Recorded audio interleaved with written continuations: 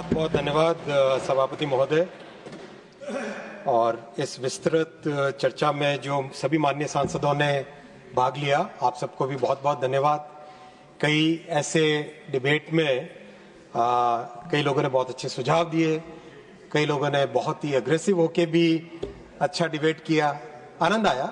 ऐसा ही लोकतंत्र की इस गरिमामय सदन में इसी का आनंद है कि हर कोई अपने अपने तरीके से अपनी बात को कहे और उन सबको मिला के ये देश आगे चले। माननीय सभापति महोदय, सबसे पहले मैं ये बजट की परिचर्चा है तो आज के रिप्लाई में फ्लो में सबसे पहले फाइनेंशियल्स के बारे में बात करूंगा और थ्रू आउट दी रिप्लाई क्या क्या इंपॉर्टेंट अचीवमेंट्स हुए, कहाँ पे अभी और काम करना है, और लास्ट में भविष्य क्या है ट्रांसपोर्टेशन का, उसके ऊपर चर्चा रखूंगा। माननीय सभापति महोदय, सबसे पहले मैं माननीय प्रधानमंत्री श्री नरेंद्र मोदी जी को धन्यवाद देना चाहता हूं कि उन्होंने बजट में इतना अच्छा एलोकेशन किया और जो कई वर्षों से रेलवे की जो सबसे बड़ी जरूरत है कि कैपिटल एक्सपेंडिचर के लिए जितना सपोर्ट चाहिए था वो सपोर्ट नहीं मिल पाता था, उस कमी को प्रधानमंत्री जी ने इन 10 वर्षों में पूरा किया है। और जहां करीब 25,000 करोड़ के आसपास टोटल बजट से सपोर्ट मिलता था, वहां आज करीब 2.5 लाख करोड़ का टोटल सपोर्ट मिलता है। बहुत इसका फायदा हुआ है, बहुत इसका लाभ हुआ है और इसके कारण ही आज हम पहले से मच बेटर परिस्थितियों में पहुंच पाए। साथ ही साथ मैं माननीय वित्त मंत्री श्रीमती निर्मला सीतारमण जी को धन्यवाद देना चाहूंगा। रेलवे बजट के डिस्कशंस के दौरान उन्होंने हर परिस्थिति को, हर प्रॉब्लम को समझा और समझ के उसके हिसाब से बहुत हर एक एस्पेक्ट में उनका सपोर्ट रहा और बहुत अच्छा उन्होंने बजट का एलोकेशन किया। माननीय सभापति महोदय, रेलवे के फाइनेंशियल्स आज कोविड के कारण जो बहुत दिक्कत आई थी उस परिस्थितियों से बाहर निकल चुके हैं और करीब 2,78,000 करोड़ का रेवेन्यू है और 2,75,000 करोड़ के खर्चे हैं। ओवरऑल रेलवे के जितने भी बड़े खर्चे हैं, सारे खर्चे आज रेलवे अपनी खुद की इनकम से मीट कर पा रहा है और 3 साल हो गए जो कि लगातार अपने, और खर्चे बड़े खर्चे हैं। माननीय सभापति महोदय, अगर हम स्टाफ कॉस्ट बात करें, करीब 1,16,000 करोड़ की स्टाफ की कॉस्ट है। पेंशन का बिल करीब 66,000 करोड़ रुपीस का है। एनर्जी की कॉस्ट 32,000 करोड़ रुपए है और जो फाइनेंसिंग की कॉस्ट है वो करीब 25,000 करोड़ है। ये सब के सब खर्चे आज railway because of the good performance आज अपनी रेवेन्यू से ही मीट कर पा रहा है। पैसेंजर्स पे सब्सिडी उतनी ही है जितनी पहले थी, बल्कि बढ़ी है। करीब ओवरऑल अगर हम रेलवे की फाइनेंशियल कंडीशन को समझें तो पैसेंजर्स में सब्सिडी देते हैं और कार्गो यानी फ्रेट से थोड़ी बहुत कुछ कमाई होती है। पैसेंजर में अगर हम देखें, कॉस्ट है हमारी, रेलवे की कॉस्ट है करीब ₹1.38 अगर एक पैसेंजर को 1 किलोमीटर तक लेके जाना है। किराया लेते हैं केवल 73 पैसे का, यानी करीब 47% का डिस्काउंट पैसेंजर पे दिया जाता है, सब्सिडी पैसेंजर पे दी जाती है। और ये सब्सिडी कुल मिला के FY फाइनेंशियल ईयर 22-23 में देखें तो 57,000 करोड़ के आसपास थी। 57,000 करोड़ की सब्सिडी पैसेंजर के ट्रांसपोर्टेशन पे ओवरऑल है। और FY 23-24 के प्रोविजनल फिगर्स आए हैं, फाइनल रिकंसाइल हो रहे हैं, इसमें करीब 60,000 यानी 55 से लेके 60,000 करोड़ का टोटल सब्सिडी, ये सोशल ऑब्लिगेशन है। कई मान्यवर सांसदों ने ये प्रश्न उठाया कि पैसेंजर्स के लिए क्या कर रहे हो। ये आपके सामने डेटा के साथ में रख रहा हूं, डेटा के साथ प्रस्तुत कर रहा हूं कि पैसेंजर्स के लिए फैसिलिटीज और विशेषकर किराया कम से कम रह पाए, उसके लिए रेलवे ने बहुत ही बड़े प्रावधान किए हैं। और उसके कारण आज भी हमारे आसपास के जितने भी देश हैं, मैं पश्चिमी देशों के साथ तुलना नहीं करना चाहता, केवल अगर हमारे आसपास के देशों से भी कंपैरिजन में करें, पाकिस्तान से कंपेयर करें, बांग्लादेश से कंपेयर करें, श्रीलंका से कंपेयर करें, तो उसमें भी सबसे कम किराया भारत का हमारी रेलवे का है। अगर एक 350 किलोमीटर की जर्नी देखें तो जनरल क्लास में 121 रुपए भारत में किराया है, पाकिस्तान में 436 रुपए, बांग्लादेश में 323 रुपए, श्रीलंका में 413 रुपए, ऐसा ही हर एक कैटेगरी में।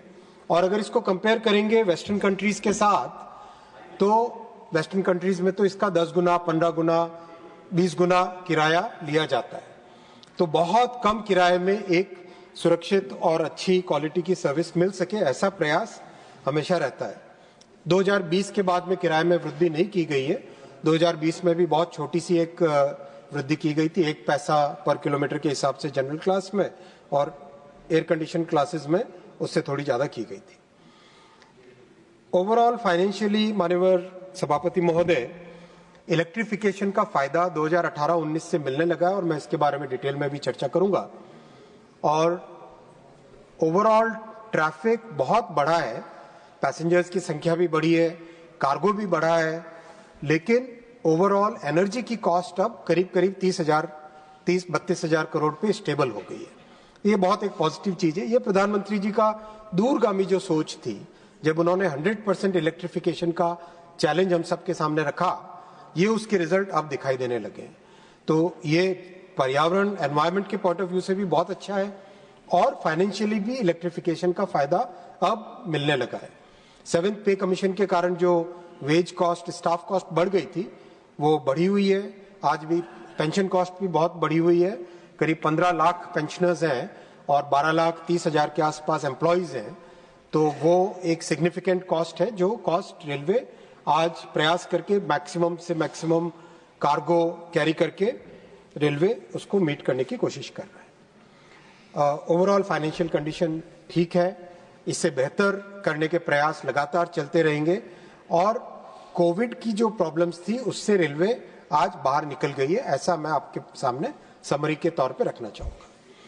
अब मैं दूसरे विषय पर आता हूं। माननीय सभापति महोदय, रेलवे ने कई बड़े माइलस्टोन्स अचीव किए और ये माइलस्टोन्स सबके लिए गर्व की बात है, पक्ष के लिए, विपक्ष के लिए, अपक्ष के लिए, सभी के लिए गर्व की बात है, पूरे देश के लिए गर्व की बात है। इस वर्ष 31 मार्च को जो ये वर्ष कंप्लीट हो रहा है, इसमें भारतीय रेलवे वर्ल्ड के टॉप 3 देश में शामिल होगा। कार्गो की कैरिंग 1.6 बिलियन टन इस साल का कार्गो कैरी होगा। यूएस का भी करीब करीब 1.6 बिलियन है और चाइना का करीब इससे ज्यादा है। तो चाइना, यूएस और इंडिया, ये 3 देश टॉप 10 में इस बार शामिल हो रहे हैं। ट्रैक कंस्ट्रक्शन 34,000 किलोमीटर क्रॉस किया है, जो कि जर्मनी के पूरे नेटवर्क से ज्यादा है। ट्रैक का जो रिप्लेसमेंट, जो कई मान्यवर सांसदों ने ये विषय उठाया कि ट्रैक का रिप्लेसमेंट के बारे में कई ने प्रश्न उठाया, मैं ये डेटा आपके सामने रखना चाहता हूं और ये फैक्ट्स हैं। 50,000 किलोमीटर, करीब 49 समथिंग है, 50,000 किलोमीटर ट्रैक का रिप्लेसमेंट किया गया है।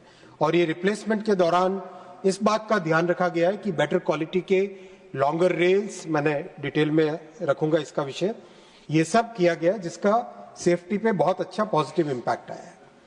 फ्लाईओवर्स और अंडरपासेस, जो कि हमारे ग्रामीण क्षेत्रों में, कई शहरों में, खासकर छोटे शहरों में बड़ी दिक्कत थी, 12,000 से ज्यादा फ्लाईओवर्स और अंडरपासेस बने और अंडरपासेस में जो वाटर लॉगिंग की प्रॉब्लम है उसके ऊपर भी मैं डिटेल में बताऊंगा। LHB कोचेस, जो कि बहुत इंपॉर्टेंट थे कि सेफ्टी के पॉइंट ऑफ व्यू से LHB coaches are much more safer compare to the older generation of ICF coaches. इसके करीब 41,000 LHB कोचेस बन गए। और माननीय सभापति महोदय, मैं पूरी जिम्मेदारी के साथ कहना चाहूंगा कि मोदी जी की 3rd टर्म में जितने ICF कोचेस थे उन सबको रिप्लेस कर देंगे LHB कोचेस।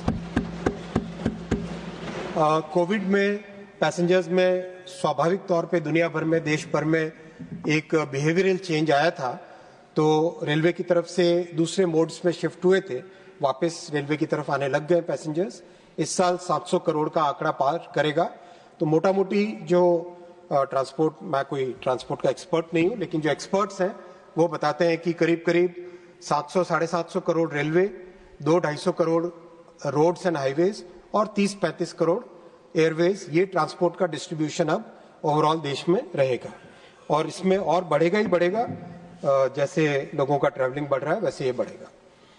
लोकोमोटिव प्रोडक्शन में एक बहुत ही सेटिस्फाइंग एक माइलस्टोन अचीव हुआ है। 1,400 लोकोमोटिव इस साल मैन्युफैक्चर हो रहे हैं, जो कि पूरे अमेरिका और यूरोप को अगर ऐड कर दे उससे भी ज़्यादा हमारे यहाँ लोकोमोटिव इस साल मैन्युफैक्चर हो रहे हैं। तो ये बहुत अच्छा एक बड़ा अचीवमेंट है। और 2 लाख के आसपास वैगन ऐड हुए पूरी फ्लीट में, जो कंडेम हो गए उनको बाहर निकाल के नए ऐड हुए, उसको जोड़े तो करीब करीब नेट 2 लाख वैगन्स ऐड हुए। 14,000 ब्रिजेस को रीबिल्ड किया गया है, यानी ब्रिजेस में कई जगह जो ब्रिज के जो मेंबर्स होते हैं उन मेंबर्स में जब करोजन होता है तो ब्रिज अनसेफ हो जाता है, तो उसमें एक बहुत ही सोफिस्टिकेटेड, बहुत ही एक टेक्निकल तरीके से ब्रिजेस को रीबिल्ड करना पड़ता है। तो 14,000 ब्रिजेस को रीबिल्ड किया गया है। ब्रिजेस का क्लासिफिकेशन भी चेंज कर रहे हैं बहुत एक मेथोडिकल तरीके से, और अच्छा इसमें एआई का उपयोग और कई टेक्नोलॉजीज का उपयोग भी ब्रिजेस के मेंटेनेंस में किया जा रहा है। डिजिटल कंट्रोल जो कि रेलवे के लिए बहुत इंपॉर्टेंट था, और सबसे पहले शुरुआत जब हुई थी उसके बाद में थोड़ा स्पीड पकड़ी थी, लेकिन जो रियल मास स्केल पे डिजिटल कंट्रोल आना चालू हुआ वो अब हुआ है, और अब 3,300 स्टेशंस को डिजिटल कंट्रोल पे लेके आ चुके हैं।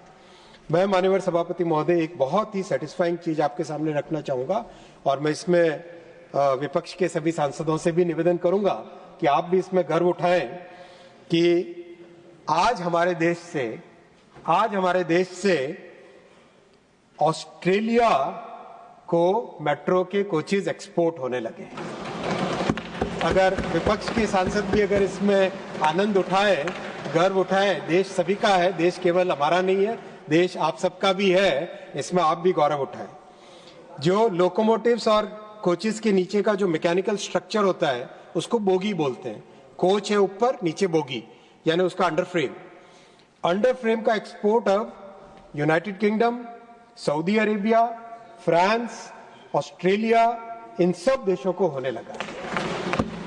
प्रपल्शन जो कि पावर इलेक्ट्रॉनिक्स का बहुत ही इंपॉर्टेंट, पावर ट्रेन का बहुत इंपॉर्टेंट पार्ट है, प्रपल्शन का एक्सपोर्ट होने लगा है France, Mexico, Romania, Spain, Germany और इटली। ये भी बहुत ही गौरव की बात है।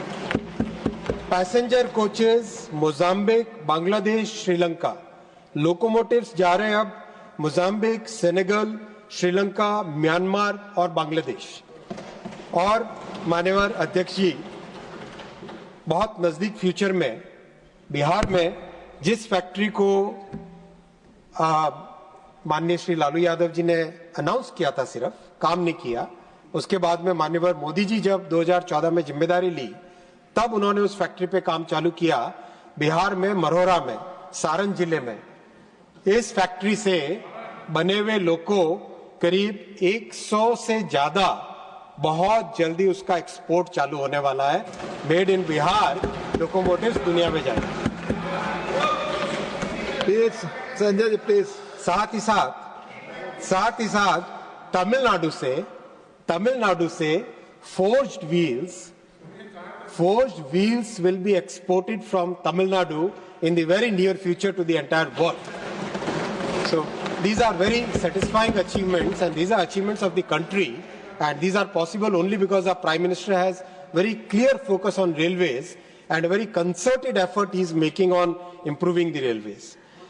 अध्यक्ष जी, इस साल रेलवे 2025 कैलेंडर ईयर की बात कर रहा हूं मैं, इस साल रेलवे स्कोप 1 नेट जीरो भी अचीव करेगा। 2025 में मोदी जी ने, प्रधानमंत्री जी ने 2030 तक स्कोप 2 का टारगेट रखा है। स्कोप 1 इसी साल 2025 में अचीव करेगा। मतलब जितना रेलवे कार्बन डाइऑक्साइड एमिट करता है और जो रेलवे एनवायरनमेंट में बेनिफिट करता है उसको पूरी तरह से डायरेक्टली ऑफसेट करेगा, और जो एनर्जी बाय करता है जिसमें कुछ कुछ फॉसिल फ्यूल वाली एनर्जी भी है अभी, उसका टारगेट 2030 तक है। कई मान्यवर सांसदों ने रिक्रूटमेंट की बात कही। मैं ये भी बताना चाहूंगा कि जो 50-60 साल में नहीं हो पाया एनुअल कैलेंडर, रिक्रूटमेंट के लिए एनुअल कैलेंडर, वो 2024 में स्टार्ट हुआ और लगातार चल रहा है। हर क्वार्टर में एक सिस्टमेटिक तरीके से, फर्स्ट क्वार्टर में, सेकंड क्वार्टर में, थर्ड क्वार्टर में, फोर्थ क्वार्टर में किस किस कैटेगरी की वैकेंसीज निकलेंगी, वो वैकेंसीज निकल रही है। और बहुत ही स्मूथली एग्जाम हो रहा है। माननीय सभापति महोदय, इन 10 सालों में, 10 वर्षों में 5 लाख से अधिक लोगों को रेलवे ने रोजगार दिया है। अगर यूपीए से कंपेयर करें तो यूपीए में 4 लाख थे, आज 5 लाख का, और आज as we speak on going 1 lakh लोगों का रिक्रूटमेंट का प्रोसेस चल रहा है। लोको पायलट का भी चल रहा है, शायद आपकी जानकारी में नहीं है माननीय सांसद, लेकिन वो भी बहुत स्मूथली अभी भी कंप्लीट हुआ है, लोको पायलट का भी। मैं तीसरे विषय पे आऊंगा माननीय सभापति महोदय। सेफ्टी पे बहुत स्ट्रांग फोकस है, बहुत क्लियर फोकस है, लेजर शार्प फोकस है, और उसके रिजल्ट्स भी आए। मैं डिटेल में बताना चाहूंगा क्या क्या स्टेप्स लिए गए। बहुत सारे टेक्नोलॉजिकल चेंजेस लिए गए, जिसमें longer rail, higher tensile strength की rails, electronic interlocking at stations as well as level crossing gates, fog safety devices बढ़ाना, कवच का डेवलपमेंट कंप्लीट हुआ, अब उसका रोल आउट चालू हुआ। इन सब चीजों पे थिक वेब स्विचेस लाना, वेल्डेबल क्रॉसिंग्स लाना, इन सब पे पहले के कंपैरिजन में कई गुना ज्यादा काम अभी हो रहा है और अच्छा इसके रिजल्ट आ रहे हैं। अगर हम कंपेयर करें, एक छोटा सा पैरामीटर है वेल्ड फेलियर, जो 2 जगह जहां पर वेल्डिंग होती है उसके फेलियर्स में माननीय सभापति महोदय 92% रिडक्शन हुआ है। 92% रिडक्शन हुआ है। रेल फ्रैक्चर्स जो 2013-14 में 2500 के आसपास थे साल के, वो कम होके 250 से कम रह गए, यानी 91% रिडक्शन हुआ है रेल फ्रैक्चर्स में। ये सब रिजल्ट्स मेजर्ड है, लॉग्ड है, फैक्चुअल है, कोई भी जानकारी लेना चाहे ले, और उसका रिजल्ट भी दिखाई देने लगा है। स्टाफ की ट्रेनिंग पे बहुत फोकस किया गया है, मेंटेनेंस प्रैक्टिसेस में बहुत इंप्रूवमेंट हुआ है, इंफ्रास्ट्रक्चर बहुत पहले से इंप्रूव हुआ है, फ्लाईओवर्स बनने से और नॉन अनमैन्ड लेवल क्रॉसिंग्स को रिमूव करने से बहुत बेनिफिट हुआ है। ओवरऑल रेलवे में सेफ्टी पे करीब 1,16,000 करोड़ का इन्वेस्टमेंट है, revenue expenditure as well as capital expenditure दोनों को मिला के, और ये पहले के कंपैरिजन में कई गुना ज्यादा है, और ये कंसिस्टेंटली 2-3 वर्षों से चल रहा है। माननीय सांसद ने एक बहुत ही छोटी बात उठाई थी, ऐसा नहीं कहना चाहिए था उन्हें, फिर भी उन्होंने कहा, लेकिन मैं फिर भी उसका जवाब देना चाहूंगा कि आरआरएसके के फंड्स का आपने कहा कि फुट मसाजर जो रेलवे के लोको पायलट्स होते हैं सभापति महोदय, उनकी वर्किंग कंडीशंस बड़ी डिफिकल्ट होती है। 8-8, 10-10 घंटे तक जब वो खड़े खड़े वाइब्रेशंस में, टेम्परेचर में, नए लोग आ रहे हैं, वो बेटर क्वालिटी के आ रहे हैं, नई ट्रेन एक अलग डिजाइन से बन रही है, लेकिन जो पुरानी ट्रेन हैं वो जिस तरह की बनी है, वो इनका समय था जैसे वो बनाते थे, लेकिन उन ट्रेन के कारण जो 10-10, 11-11 घंटे खड़े रहते हैं, उनके उपयोग के लिए लोको पायलट्स के रेस्ट रूम्स में, लोको पायलट के रनिंग रूम्स में, वहां पर फुट मसाजर लोको पायलट्स के लिए है। आरआरएसके के फंड्स का उपयोग बहुत अच्छी तरह से किया गया। आप इसका गलत एक नैरेटिव बनाने की कोशिश मत करिए, ये मेरा रिक्वेस्ट है। अध्यक्ष जी, एक्सीडेंट्स में इन सब स्टेप्स के कारण, सेफ्टी पे फोकस के कारण एक सिग्निफिकेंट रिडक्शन आया है। 2005-6 में ऑनरेबल लालू जी जब रेल मंत्री थे, तब 234 एक्सीडेंट्स थे साल में, और अगर उसमें ऐड कर ले डिरेलमेंट्स को तो 698 होते थे, यानी on an average 2 a day 365 दिन में 698 2 पर डे होते थे। ऑनरेबल ममता जी जब रेल मंत्री जी थी, तब 165 एक्सीडेंट्स होते थे साल में, उसमें डिरेलमेंट अगर ऐड करें तो 395, यानी on an average 1 per day, daily एक एक्सीडेंट या डिरेलमेंट होता था ऑनरेबल ममता जी के समय में। ऑनरेबल खड़गे जी एलओपी साहब हैं, मैं बहुत इज्जत करता हूं उनकी, और रेलवे बोर्ड में ये डेटा है 118 एक्सीडेंट्स ऑनरेबल खड़गे जी के टाइम में थे, 263 डिरेलमेंट अगर ऐड करें तो 381, यानी again more than 1 every day, daily इस तरह का ये उस समय का था। मैं ये नहीं कहता कि उसी परिस्थितियों में रहना चाहिए। मोदी जी ने आके फोकस किया, सेफ्टी पे फोकस किया, लगातार रिव्यू उनका होता है सेफ्टी पे, लगातार रूट कॉज में जाने का एक प्रेरणा देते हैं वो, और प्रोसेस में, मेंटेनेंस प्रोसेस में टेक्नोलॉजी नहीं लाना हो, नए तरीके इक्विपमेंट लाने हो, इन सब के ऊपर ध्यान देने के कारण 2019-20 तक जो ये डेली 1 a डेली था वो लेस देन 1 हुआ, और आज माननीय सभापति महोदय ये एक्सीडेंट्स 30 और डिरेलमेंट अगर ऐड करें 43, टोटल 73, यानी जो 700 के आसपास था number, that is now come down to less than 80, that is the 1/10, 90% reduction. That is the, but we should not be satisfied at that. I am saying, Honorable Chairman Sir, with full responsibility, we should not be satisfied at that, and we should aim, strive to significantly reduce it further. And हम लोग संकल्पबद्ध हैं, and we are every incident, small or big, we are making sure that we go to the root cause, and wherever people are making any mistakes or equipment are faulty or there are design issues, we are changing those and making sure that that particular cause should not be repeated. That is the approach with which we are taking.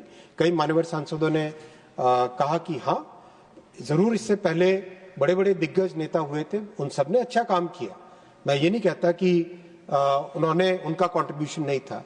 देश 1947 से आजाद हुआ है, सभी का contribution रहा है, और हमारे समय में इतना हम कह सकते हैं कि पूरे सिंसियरिटी के साथ, कंप्लीट एक इंटीग्रिटी के साथ, फुल जितनी नॉलेज है, जितना कुछ भी दुनिया भर से नॉलेज ला सकते हैं, अपने ही लोगों के इनोवेशन से पूरे के पूरे प्रयासों में कहीं कोई कमी नहीं है माननीय सभापति जी, और रिजल्ट भी आएंगे, रिजल्ट आए हैं और रिजल्ट भी इससे बेहतर आएंगे।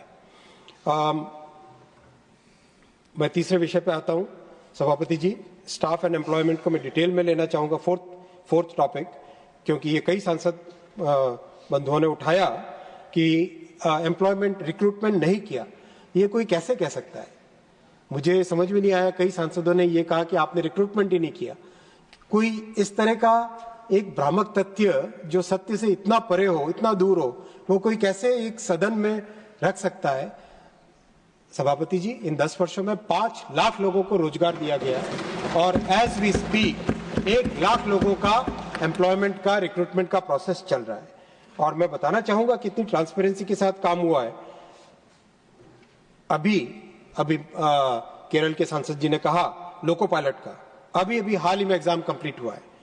18,40,000 कैंडिडेट्स अपीयर हुए थे लोको पायलट्स के एग्जाम में। 5 दिन तक एग्जाम चला, 15 शिफ्ट्स, 156 cities, 346 centers, 15 languages में एग्जाम हुआ है। Absolutely no problem, totally transparent, कहीं पे कोई दिक्कत नहीं उस एग्जाम में। ऐसे कि ऐसे एग्जाम L1 to लेवल 1 के एग्जाम, लेवल 2 से लेवल 6 तक के एग्जाम, कुल मिला के 2,32,00,000 लोग, 2,32,00,000 candidates appeared in those exams, और उनको कंप्लीट प्रोसेस के थ्रू रिक्रूटमेंट किया गया बिना कोई प्रॉब्लम के, बिना कोई इश्यू के। कैसे कोई कह सकता है कि आपने रोजगार नहीं दिया? ये गलत है। इस तरह की भ्रामक तथ्य न फैलाए। रेलवे और डिफेंस, ये 2 डिपार्टमेंट ऐसे माननीय सभापति जी जो कि पॉलिटिक्स से ऊपर उठना ही चाहिए, क्योंकि देश की ये जरूरत है, देश की रीढ़ की हड्डी है, देश की लाइफलाइन है। इसमें अगर हम राजनीति करेंगे तो ये देश के लिए अच्छा नहीं है। अभी जो करीब 12 लाख से ज्यादा एम्प्लॉइज हैं, इसमें से 40% एम्प्लॉइज इन 10 वर्षों में रिक्रूट किए गए, 40%। So the entire staff strength is a very young staff, and I am very proud of them. जिस तरह से काम किया है, एक से एक डिफिकल्ट सिचुएशंस में बहुत ही अच्छा काम किया। I will come to the 5th point. कई मान्यवर सांसदों ने यह विषय उठाया कि आपने प्रीमियम ट्रेन चलाई, साधारण पैसेंजर्स का क्या? इस प्रश्न का मैं बहुत स्पष्ट तौर पे जवाब देना चाहूंगा। मोदी जी की सरकार गरीबों के लिए समर्पित है, मोदी जी की सरकार मिडिल क्लास के लिए समर्पित है, और इस इनकम पिरामिड में रेलवे के लिए अगर बोले तो रेलवे सबसे पहले लोअर इनकम और मिडिल इनकम ग्रुप्स के लिए रेलवे का पूरा कमिटमेंट है, और रेलवे का पूरा फोकस लोअर इनकम और मिडिल इनकम के लिए। जो हायर इनकम ग्रुप में आते हैं वो फ्लाइट भी ले सकते हैं, अच्छी कार में भी जा सकते हैं, लेकिन जो गरीब है, जो हमारे श्रमजीवी हैं, जो गांवों से निकल के शहरों में जाके अपनी जिंदगी को बनाने की प्रयास में लगते हैं, मैं भी ऐसे एक परिवार से निकला हूं, तो ऐसे लोग रेलवे से ही जा सकते हैं। उनके लिए कोई फ्लाइट नहीं संभव हो पाएगी, फ्लाइट का किराया, या फिर वो अच्छी कार में नहीं जा पाएंगे, क्योंकि वो एक अपनी जिंदगी को बनाने के लिए निकल रहे हैं। इसीलिए माननीय सभापति महोदय, जो ये भ्रामक तथ्य फैलाने की कई लोगों ने प्रयास किया, इस हाउस और इस हाउस के बाहर भी कई बार ट्राई करते हैं कि जनरल कोच कम हो गए, मैं आपको बहुत एकदम क्लैरिटी के साथ कहना चाहूंगा, पहले लगातार जनरल कोच यानी नॉन एसी और एसी कोच का एक प्रोपोर्शन रहता था, 2/3 1/3, 2/3 1/3 का एक प्रोपोर्शन रहता था, 2/3 नॉन एसी 1/3 एसी। वो प्रोपोर्शन अब बढ़कर 70-30 हो गया है। नॉन एसी यानी स्लीपर और जनरल कोचेस 56,000 है और एसी कोचेस 23,000 है। 70% 30% का रेशियो है। ये दिखाता है किस तरह से हमारा जो कमिटमेंट है गरीब से गरीब व्यक्ति के लिए, अंत्योदय का, उस कमिटमेंट को ये आंकड़ों से क्लियरली स्पष्ट किया जाता है कि जनरल कोच बढ़ रहे हैं और एसी के कंपैरिजन में बढ़ रहे हैं। एसी भी बढ़ रहे हैं, लेकिन जनरल कोच उसके कंपैरिजन में 2.5 गुना बढ़ रहे हैं। जो अभी प्रोडक्शन प्लान हाथ में है, उस प्रोडक्शन प्लान के अनुसार 17,000 जनरल कोचेस का एसी स्लीपर प्लस जनरल यानी नॉन एसी कोचेस का मैन्युफैक्चरिंग का टोटल प्रोग्राम है। तो कोई इस आरोप को न लगाए। माननीय सभापति महोदय, जिस पार्टी से मैं आता हूं, जनसंघ के समय से 1952 से इस पार्टी ने हमेशा अंत्योदय की भावना के साथ काम किया। जो गरीब से गरीब वर्ग है, जो समाज के अंतिम छोर पर है, उनके लिए ये पार्टी जीती है। उन्हीं के लिए इस पार्टी का संकल्प है, उन्हीं के लिए इस पार्टी ने राजनीति में आने का काम लिया है।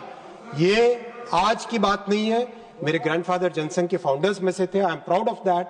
इसीलिए मैं कहना चाहता हूं कि हमारा मूल ये है, राष्ट्र प्रथम सदैव प्रथम, और अंत्योदय हमारे मूल में है और हमेशा उसके लिए हम काम करेंगे। चाहे कोई डिपार्टमेंट हो, चाहे रेलवे हो, चाहे प्रधानमंत्री ग्राम सड़क योजना हो, प्रधानमंत्री आवास योजना हो, हर घर नल से जल हो, प्रधानमंत्री जी श्री नरेंद्र मोदी जी का एक एक प्रोग्राम स्पष्ट दिखाता है किस तरह से ये सरकार, मोदी जी गरीबों के प्रति समर्पित है, संकल्पित है, उनके जीवन में एक पॉजिटिव चेंज लाने के लिए दिन रात मेहनत करने के लिए संकल्पित है। माननीय अध्यक्ष जी, सभापति महोदय, कई मान्यवर सांसदों ने ट्रेन में भीड़ की बात उठाई। भीड़ के लिए रेलवे ने जो स्टेप्स लिए वो मैं आपको बताना चाहूंगा। पिछले साल जब होली का सीजन था, उसमें 604 स्पेशल ट्रेन चलाई थी, करीब 8.5 लाख लोगों को लिया गया था और एक अलग तरीके से उसको मैनेज करने का प्रयास किया था कि उसमें होल्डिंग एरिया कुछ जगह बनाए गए थे, कुछ जगह पे पब्लिक को, जो शहर में कई ऐसी संस्थाएं होती है जो जुड़ना चाहती है, उनको जोड़ा गया था और एक अच्छा प्रयोग हुआ था। उस प्रयोग को पिछले साल के समर सीजन में और बढ़ाया गया। 12,919 स्पेशल ट्रेन चलाई गई थी, करीब 1,80,00,000 लोगों को उसमें ट्रेवल करने का मौका मिला। फिर छठ में, पिछले साल छठ और दिवाली में उस एक्सपेरिमेंट को इंस्टीट्यूशनलाइज किया। करीब 8 स्टेशन पे बाहर होल्डिंग एरिया बनाए गए, टेंट लगाए गए, खाने की व्यवस्था की गई, पीने के पानी की व्यवस्था की गई, टिकट काउंटर्स को स्टेशन के अंदर से बाहर होल्डिंग एरिया में लेके जाया गया और उसका अच्छा रिजल्ट मिला। करीब 8,000 के आसपास छठ और दिवाली में जो स्पेशल ट्रेन चलाई थी, एक एक स्टेशन पे 40-40 हजार लोग भी आए, लेकिन कहीं कोई दिक्कत नहीं आई। उस पूरे भीड़ को, पूरे सर्ज को, ट्रैफिक में जो सर्ज आता था सडन, उसको मैनेज अच्छी तरह से किया गया। उससे जो लर्निंग मिली, उस लर्निंग को लगाया इस बार कुंभ के मैनेजमेंट में। कुंभ के मैनेजमेंट में माननीय अध्यक्ष जी, गंगा जी पे एक नया ब्रिज बनाया। करीब 2.5 साल से काम कर रहे थे हम लोग इसमें। जंगाई फाफामऊ लाइन को डबल किया, 21 फ्लाईओवर अंडरपासेस बनाए, 3 नए वॉशिंग लाइन्स बनाई, स्टाफ के लिए बैरिक्स बनाए, 23 permanent holding areas, 23 permanent holding areas बनाए। और होल्डिंग एरियाज में भी बहुत ही साइंटिफिक तरीके से काम किया गया कि जो भी लोग आए उनको कोई चीज ढूंढने में दिक्कत नहीं हो। 4 कलर में कलर कोडिंग की गई। जो ट्रेन लखनऊ और अयोध्या की तरफ जाती है उसके लिए रेड कलर का कोड रखा गया, जो दीनदयाल उपाध्याय और सासाराम पटना की तरफ जाती है उसके लिए ब्लू कलर का कोड किया गया, मानिकपुर, झांसी, सतना, कटनी है मध्य प्रदेश की तरफ जाती है उसके लिए येलो कलर का, और कानपुर, आगरा, दिल्ली के लिए ग्रीन कलर का। तो ओवरऑल एक ऐसी व्यवस्था की गई जिससे कि पैसेंजर्स को एक मिनिमम से मिनिमम असुविधा के साथ आराम से आ सके। बहुत डिफिकल्ट था। करीब 4.5 करोड़ के आसपास पैसेंजर्स ने ट्रेन से ट्रैवल किया और मैं उन सबका धन्यवाद देना चाहूंगा कि डिस्पाइट ऑल द डिफिकल्टीज सभी पैसेंजर्स ने सहयोग किया और रेलवे के एम्प्लॉयज ने दिन रात काम किया। मैं एक एग्जांपल ऐसा भी देना चाहूंगा जिसमें एक फीमेल कांस्टेबल अपने बच्चे को स्लिंग में रख के काम कर रही है। ऐसे ऐसे भी एग्जाम्पल थे। एक एक अधिकारी दिन रात 24 घंटे काम करते थे। वॉर रूम्स बने हुए थे।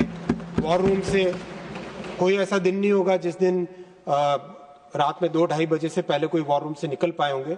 मैं स्वयं रेलवे बोर्ड में जो वॉर रूम था उस वॉर रूम से कई बार मैं स्वयं 3:30-4 बजे सुबह के आसपास गया। तो इस तरह की परिस्थितियों में काम किया।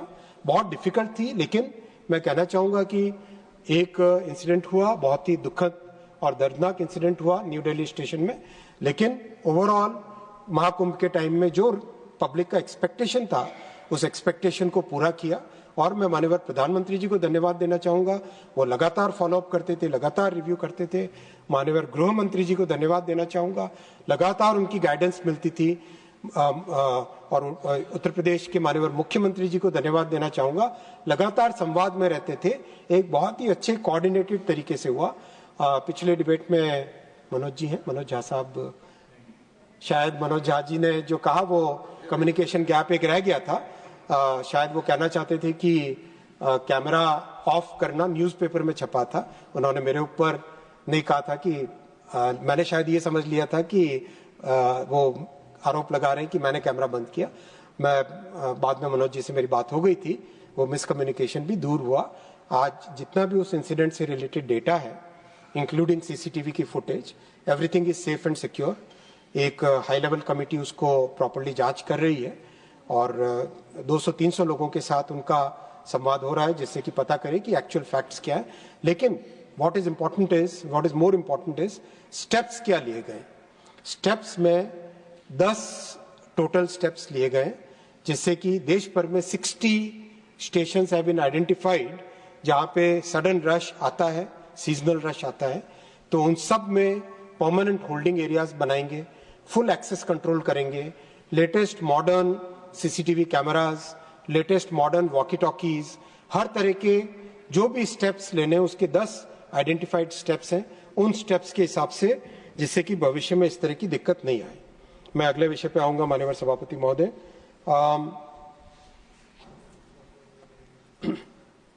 LHB और जो आज जिस तरह से रेलवे का ट्रैवल का डिमांड बढ़ रहा है, उस डिमांड को मीट करने के लिए एक तरफ तो इंफ्रास्ट्रक्चर को बढ़ाया जा रहा है, जैसा मैंने बताया 34,000 किलोमीटर की नई पटरियां बनी है। साथ ही साथ जो कोचेस, ट्रेन्स, लोकोमोटिव्स, इन तीनों के टोटली नए तरह की टेक्नोलॉजी लाने का काम देश में हो रहा है प्रधानमंत्री जी के मार्गदर्शन में, उनके नेतृत्व में। और उसमें वंदे भारत चेयर कार की आप सबने अनुभव भी किया होगा, बहुत अच्छी है। एक जो बहुत ही इंटरेस्टिंग है वो है जो नैरो गेज ट्रेन हमारी, जैसे दार्जिलिंग है, कालका शिमला है, ऊटी है, माथेरान है और पठानकोट से जोगिंदर नगर है। ये सब नैरो गेज ट्रेन्स जो कि एक हेरिटेज है हमारी, इनमें से कई प्रोजेक्ट्स हैं जो यूनेस्को हेरिटेज के प्रोटेक्टेड है, डिक्लेयर्ड है। इन सब में भी बहुत ही नई टेक्नोलॉजी के एक सुंदर मॉडर्न कोचेस का डेवलपमेंट का काम चल रहा है। फर्स्ट ट्रैक बन के तैयार हो गई है, बहुत जल्दी वो भी अपने कालका शिमला के लिए बनी है। वो कालका शिमला में बहुत जल्दी एक एकदम नई डिजाइन की आप देखेंगे, जब उसको आप सब उसमें प्रसन्न होंगे। और मैं निवेदन भी करूंगा आप सबसे कि उसमें ट्रैवल भी करके देखें, बहुत अच्छी वो गाड़ी बन रही है। इन सब के लिए एक टोटली नए तरह की गाड़ी बनाई जा रही है। दूसरा, जो हमारे श्रमजीवी वर्ग में या फिर ग्रामीण क्षेत्रों से बड़े शहरों में काम के लिए जाने वाले वर्ग हैं, उनके लिए अमृत भारत जो कि फुल्ली नॉन एसी है, वैसी 100 ट्रेन्स बनाई जा रही हैं और इनमें वही फीचर्स हैं जो सारे के सारे वंदे भारत में हैं।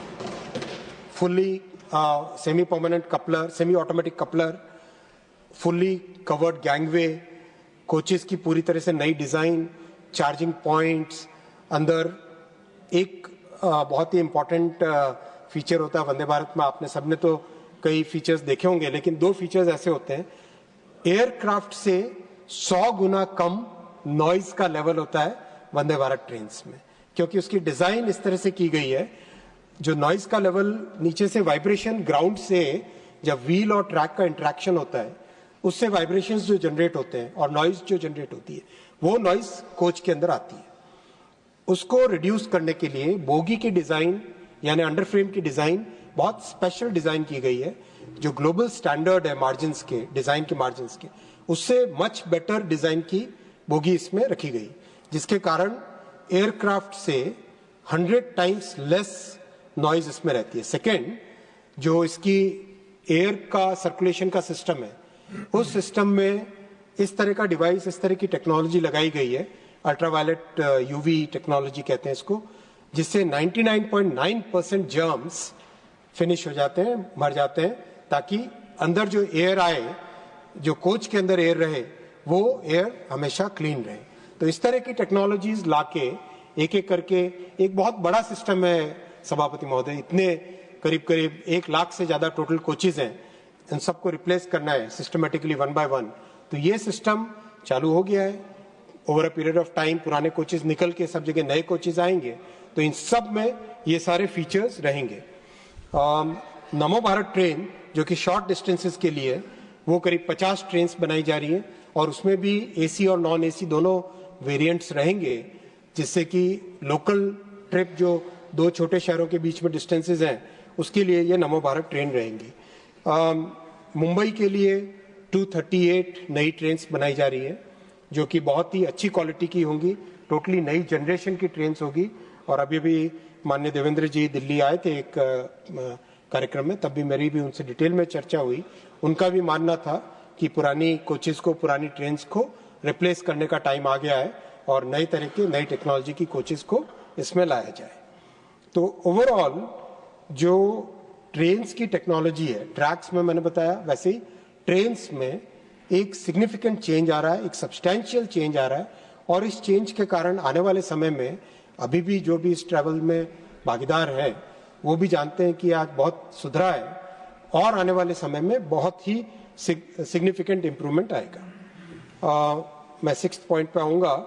कवच के बारे में बात की मैंने, पिछले डिबेट में डिटेल में बताया था इसके टेक्निकल विषय में।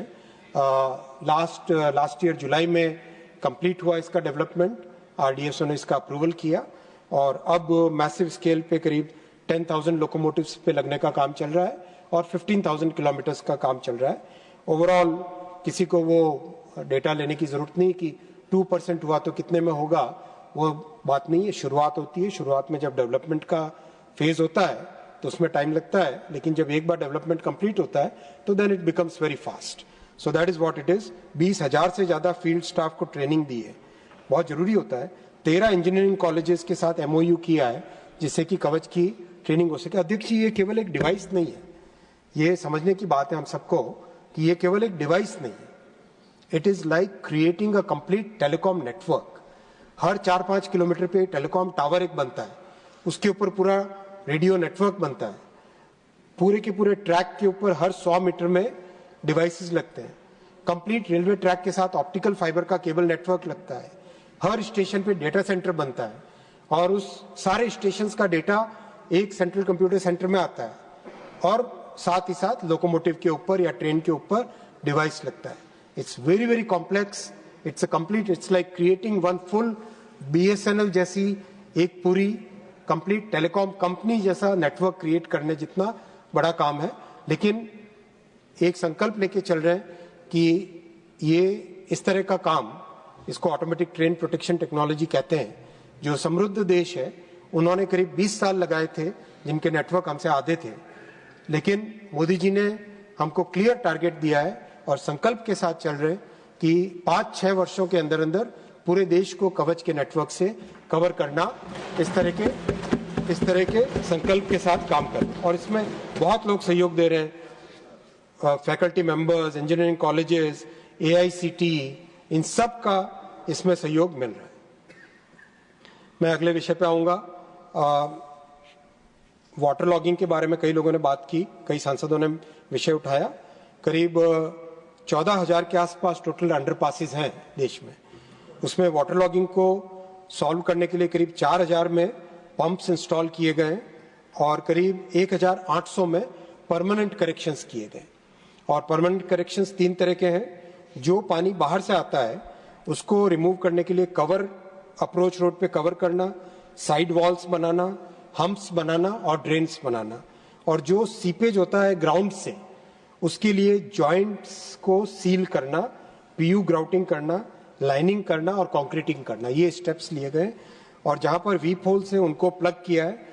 और जो कॉमन मेजर्स है दोनों प्रकार की प्रॉब्लम्स को सॉल्व करने के लिए, कई जगह पे जहां पर पास में कोई नाला है, पास में कोई स्ट्रीम है, वहां तक पूरी ड्रेनेज बना दी गई है और पाथवेज को रेज किया गया है। इस तरह के कई काम किए गए।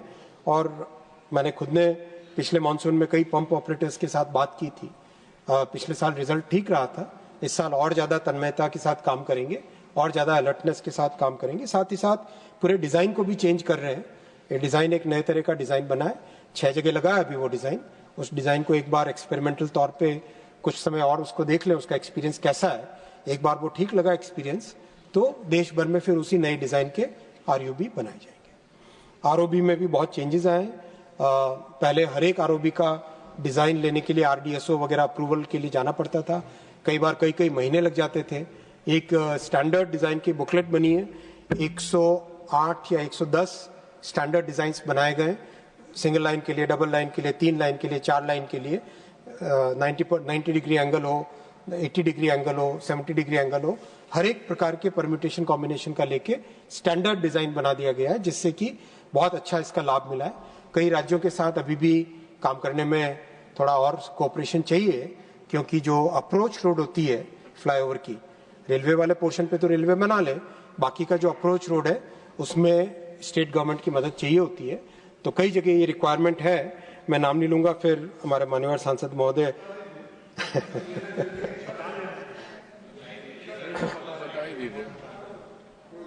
जैसे तमिलनाडु में 88 फ्लाईओवर्स है जिसका काम हेल्डअप है, जिसमें 88 फ्लाईओवर्स है जिसका काम, जैसे केरला में भी कुछ ऐसी हालत है। केरला में लैंड एक्विजिशन इज ओनली 14%, तो जितना थोड़ा दिक्कत है।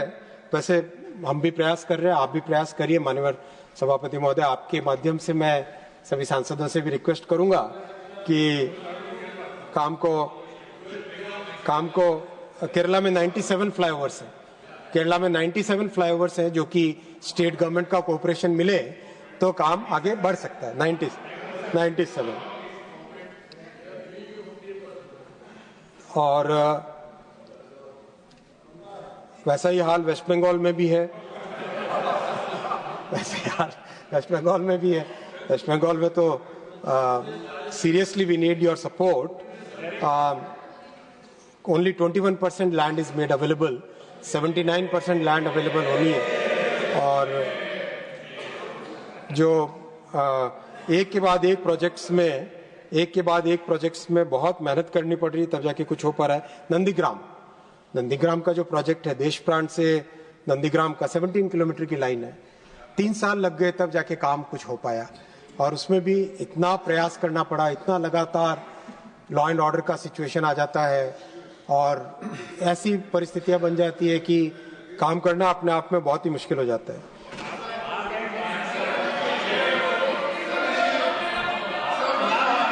प्लीज, और एक सेकंड, आपने पूछा इसलिए कहा। सुनो प्लीज। इसके अलावा चाहे मध्य प्रदेश हो, चाहे उत्तर प्रदेश हो, बहुत अच्छी प्रोग्रेस है। राजस्थान हो, गुजरात हो, महाराष्ट्र हो, बहुत अच्छी प्रोग्रेस है। और मैं वहाँ की सरकारों को, हरियाणा, उनकी सरकारों को मैं धन्यवाद भी देना चाहूँगा कि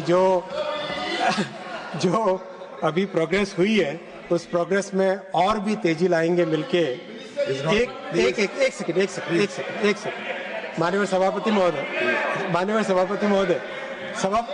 महोदय, अरे यार आप मेरे गुरु और रुको ना प्लीज। नहीं, झगड़ा तो अपना हो ही नहीं सकता ना प्लीज। हम लोग माननीय सभापति महोदय, सभापति जी, Please. सभापति जी, Please. भाई डायरेक्ट के क्विज को देख के हम बड़े हुए, तो भाई डायरेक्ट के क्विज को देख के हम बड़े हुए, तो आपसे तो हमारा झगड़ा हो ही नहीं सकता है। हमारा झगड़ा तो एक दूसरे आइडियोलॉजिकल पॉइंट पे है, वो झगड़ा रहेगा और वो इलेक्शन में लड़ेंगे, देखेंगे दोनों हाथ वहां होंगे। मैं केवल एक डेटा रखना चाहूंगा। कोलकाता मेट्रो बहुत इंपॉर्टेंट प्रोजेक्ट है, बहुत इंपॉर्टेंट प्रोजेक्ट है। माननीय अध्यक्ष जी, सभापति महोदय, 1972 से ये प्रोजेक्ट का कोलकाता मेट्रो का चालू हुआ था। 72 से 2014, 42 इयर्स में कोलकाता मेट्रो का काम हुआ 28 किलोमीटर, 42 इयर्स 28 किलोमीटर। और मोदी जी ने 2014 में जिम्मेदारी लेने के बाद में अब तक 38 किलोमीटर कोलकाता मेट्रो बना।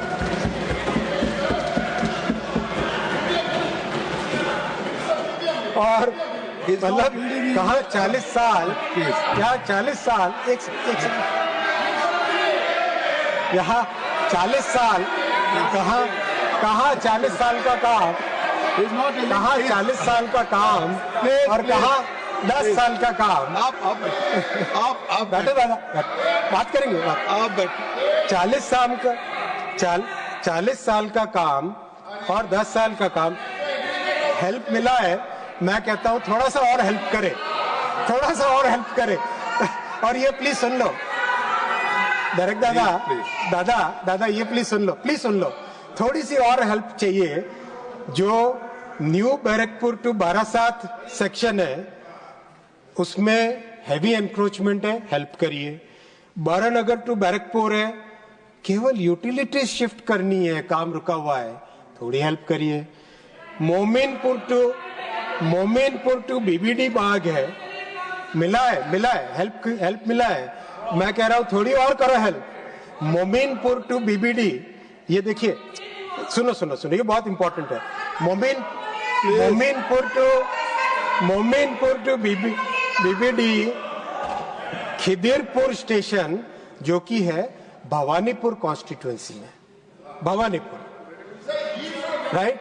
भवानीपुर कॉन्स्टिट्यूएंसी किसकी है, सबको पता है। वहां पर भी केवल वेस्ट बंगाल गवर्नमेंट की जमीन चाहिए, प्लीज दिलवा दीजिए, काम और तेजी से आगे बढ़ाएंगे।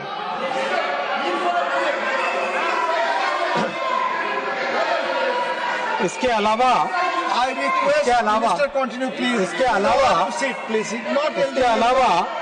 माननीय अध्यक्ष जी, सभापति महोदय, माननीय सभापति महोदय, मैं किसी पे कोई आरोप नहीं लगा रहा हूं, मैं केवल रिक्वेस्ट कर रहा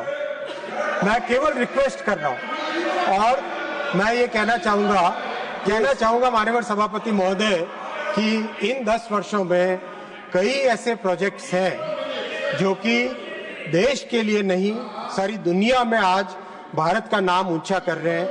कश्मीर का प्रोजेक्ट चेनाब ब्रिज, जो कश्मीर और जम्मू और कश्मीर को कनेक्ट करने वाला चेनाब ब्रिज, जो कि एफिल टावर से भी 35 मीटर ज्यादा है, बड़ा, 35 मीटर टॉलर है एफिल टावर से भी, वो ब्रिज भी बनके तैयार हुआ है।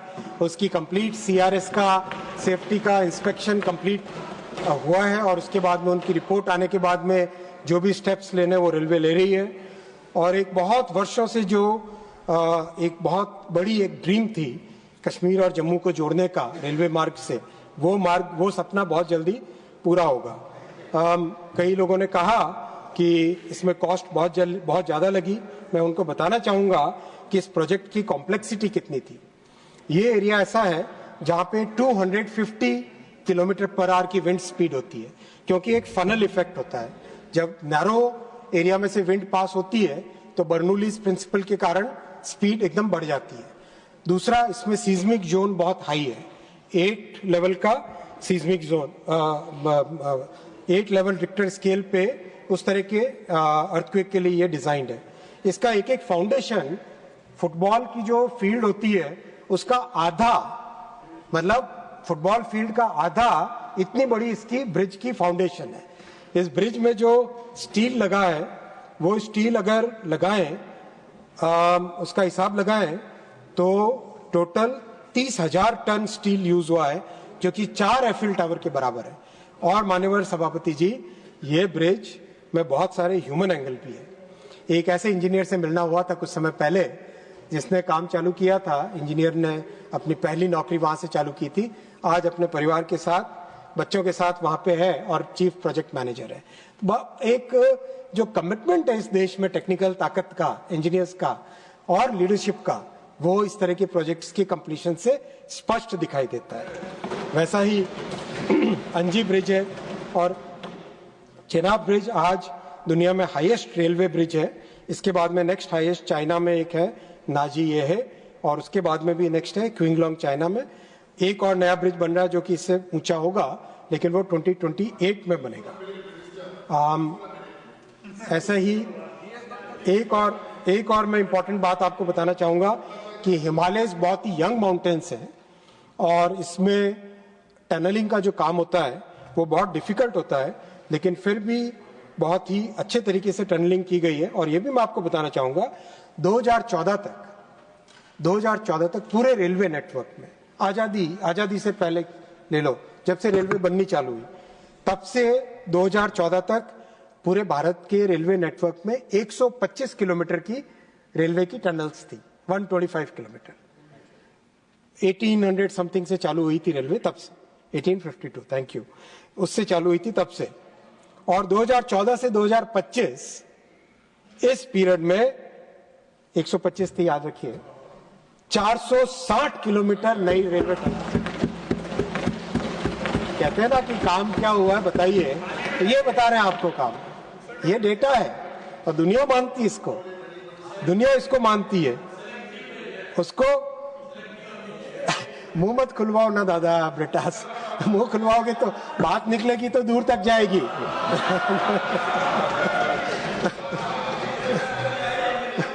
इसके अलावा सभापति महोदय, बहुत जरूरी है कि देश में जितना इंफ्रास्ट्रक्चर बन रहा है उसके लिए जो टनलिंग और ब्रिजेस की टेक्नोलॉजी है उस पर बहुत डेडिकेटेड वे में नए इंजीनियर्स की ट्रेनिंग भी दी जाए। इसीलिए गतिशक्ति विश्वविद्यालय, जो कि एक स्पेशलाइज्ड ट्रांसपोर्टेशन सेक्टर को ध्यान में रखते बन के एक यूनिवर्सिटी बनी है, इसमें ब्रिज और टनलिंग पे स्पेशल मास्टर्स कोर्स चालू हुआ है। और मैं, चूंकि ये काउंसिल ऑफ स्टेट्स है, राज्यों की सभा है, इसलिए मैं रिक्वेस्ट करना चाहूंगा आपके माध्यम से सभी राज्य अपने पीडब्ल्यूडी और दूसरे डिपार्टमेंट्स के जो इंजीनियर्स हैं उनकी ट्रेनिंग के लिए गतिशक्ति विश्वविद्यालय में भेजे। हमने ऑफिशियली भी लिखा है और कई राज्यों से आके कोर्स भी, शॉर्ट ड्यूरेशन कोर्स करके गए। ये देश के लिए एक लाभ होगा, फायदा होगा।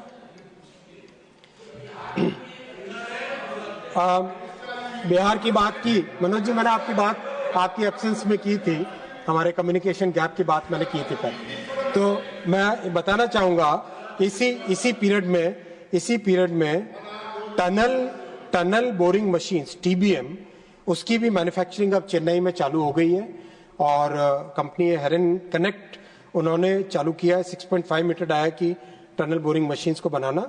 इस पीरियड में बहुत सारे बड़े ब्रिजेस भी बने, गंगा जी पे 4 ब्रिज बने, प्रयागराज में, गाजीपुर में, पटना में और मुंगेर में 3 और ब्रिज का सैंक्शन हुआ है जो कि अभी अंडर डिजाइन और अंडर कंस्ट्रक्शन में।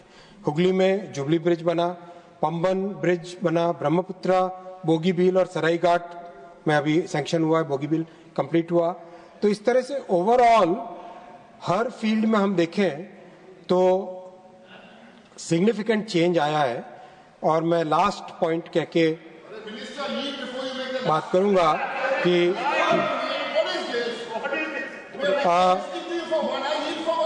माननीय सभापति महोदय,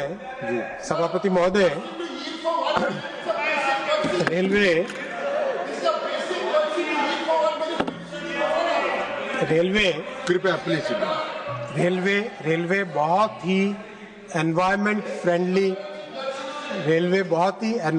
फ्रेंडली मोड ऑफ ट्रांसपोर्टेशन है। रेलवे मैं यील्ड करने के लिए बाध्य नहीं कर सकता, बहुत ही एनवायरमेंट फ्रेंडली ट्रांसपोर्टेशन का मोड है। अगर इसको रोड ट्रांसपोर्टेशन से कंपेयर करें तो रोड ट्रांसपोर्टेशन में 101 ग्राम पर टन किलोमीटर कार्बन डाइऑक्साइड का एमिशन होता है और रेलवे में 11 ग्राम पर टन किलोमीटर का, यानी डीजल और road, diesel to diesel compare करें, fossil fuel to fossil fuel compare करें तो 90% लेस एमिशंस होते हैं रेलवे से और मतलब रोड के कंपैरिजन में। और अगर इलेक्ट्रिकल ट्रैक्शन और रोड को कंपेयर करें तो ऑलमोस्ट 100%, बिकॉज इलेक्ट्रिकल में एक केवल जो लुब्रिकेंट का जो एमिशन होता है उसके अलावा और कोई एमिशन नहीं होता। तो ये बहुत ही बड़ा फैक्टर है।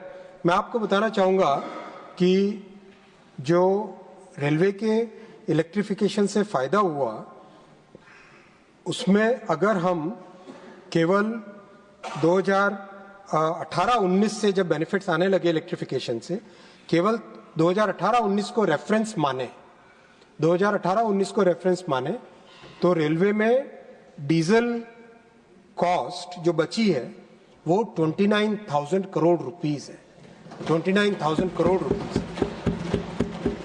उससे जो फॉरेन एक्सचेंज बचा और जो सबसे बड़ी बात है उसके कारण जो कार्बन डाइऑक्साइड एमिशंस बचा है उसको अगर हम नंबर ऑफ ट्रीज में ट्रांसलेट करें, नंबर ऑफ ट्रीज में ट्रांसलेट करें तो this is equivalent to 16 crore trees, यानी दिल्ली जितना प्रदेश का एक नया जंगल बनाते उससे जो कार्बन डाइऑक्साइड बचता उतना रेलवे के इलेक्ट्रिफिकेशन से बचा है। इसीलिए रेलवे के इलेक्ट्रिफिकेशन के लिए जो प्रश्न उठता था कि 100% क्यों, वैसा नहीं उठना चाहिए प्रश्न।